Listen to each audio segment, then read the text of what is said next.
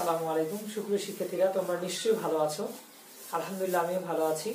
আমরা গত ক্লাসে সাতযুগের ভাববিহীন বাক্যকে কিভাবে ট্যাগ কোশ্চেন করা যায় সে সম্পর্কে জেনেছি। তাহলে আজকে চলো আমরা সাতযুগের ভাবযুক্ত বাক্যকে কিভাবে ট্যাগ করা যায় সেটা আমরা শিখে নিই। সাহায্যকারী ভার যুক্ত বাক্যকে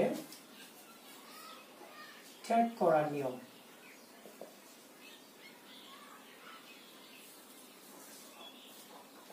চলো আমরা কিছু সেন্টেন্স দেখে নিই আগে।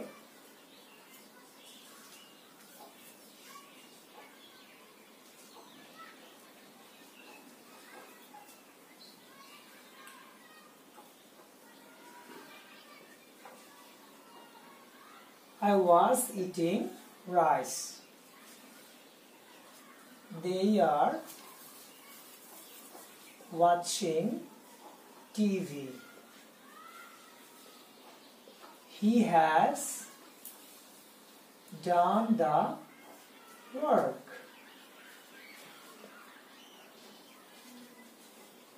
We can make it.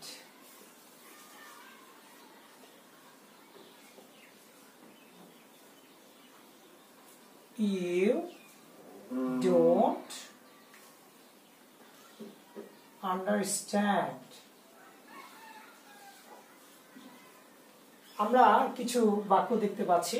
এই বাক্যের মধ্যে কিছু সাহায্যকারী ভার্ব আমরা দেখতে পাচ্ছি, যেমন was, are, has, can এবং do পাচ্ছি। তো শিক্ষার্থী বন্ধুরা, তোমাদের মনে রাখতে হবে যে আমরা যদি এই সকল সাহায্যকারী ভার্বগুলো পাই, এই সাহায্যকারী ভার্বগুলো দিয়ে আমাদেরকে ট্যাগ কোশ্চেন করতে হবে।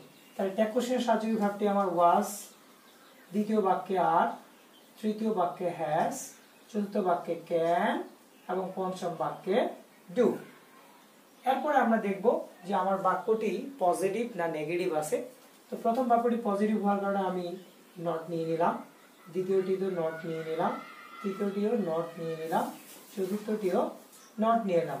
আরেকবার এন কমা টি নেওয়া যাবে না, যেহেতু একটা এন আছে সেক্ষেত্রে একটাই ব্যবহার করতে হবে। আর এখানে আমার নেগেটিভ থাকার কারণে আমরা এখানে ট্যাগ কোশ্চেনে নট নিতে পারছি না। এরপরে আমরা সাবজেক্টটি বসিয়ে দিব। আই এর প্রোনাউন তো আই আছে, দেও প্রোনাউন ফর্মে আছে, হিও প্রোনাউন আছে, উইও প্রোনাউন আছে এবং ইও প্রোনাউন আছে। নিশ্চয়ই তোমরা খুব সুন্দরভাবে এটি বুঝতে পেরেছো। পরবর্তী ক্লাস দেখার জন্য সাথেই থাকো।